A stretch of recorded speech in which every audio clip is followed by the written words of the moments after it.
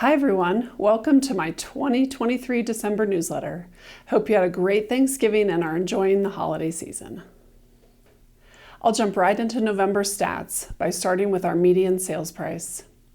$475,000 was the median sales price for November here in the Pikes Peak region.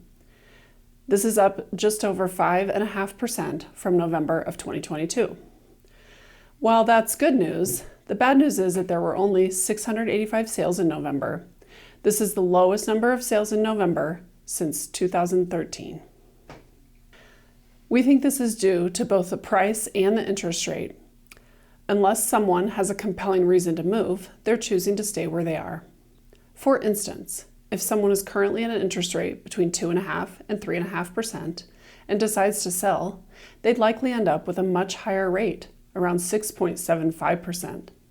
Since property prices remain stable, this means they'd be getting a much smaller or less valuable house for the same amount of money.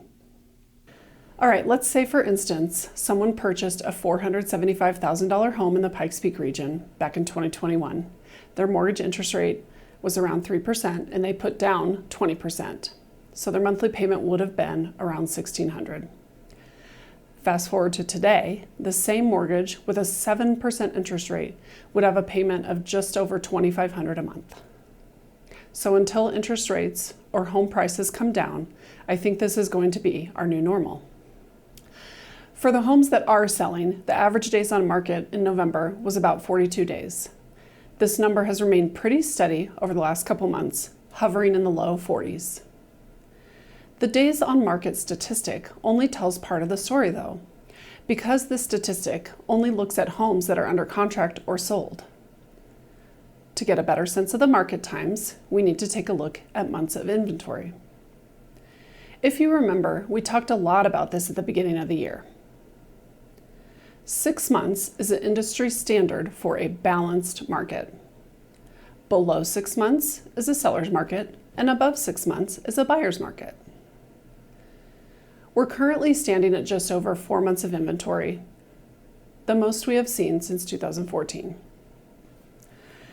If we dig into the luxury market in our area, this would be homes over $700,000. We see the months of inventory jump to 5.4 months. We haven't seen this much luxury inventory since early 2020. Based on what I've been seeing when I'm out there showing, I think that a lot of these homes are overpriced and not what we consider luxury. Much of this comes from people overpaying in the booming market in 2020 and 2021. On the subject of market statistics, we have added a new section to our website for local real estate market statistics. There is a link in the newsletter text we sent out to you.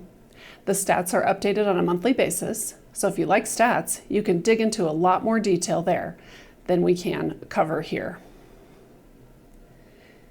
We did see a slight easing of interest rates in November, and this did help a little bit with our market activity. We expect to see rates start to come down as we head into 2024. This should help as we head into the 2024 buying season. As far as other local news that impacts the real estate market, CDOT and the City of Colorado Springs have made it easier to get around town. The old Fontanero exit to nowhere off of I-25 has been renamed and reconfigured. The new Centennial exit makes it much easier to get from I-25 to the west side.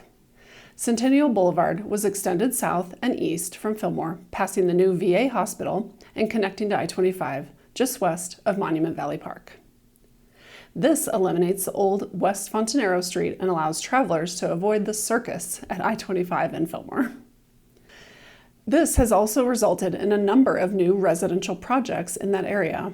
While it may not be a great time to start a new development, these properties are selling. If you haven't had the opportunity, it's a great time to just zip up that road and check it out. I'm always looking forward to seeing the new things happening around the Colorado Springs and the Pikes Peak region. Thanks again for checking out our e-newsletter. Happy holidays. Let us know if you need help with anything, and we'll see you next year.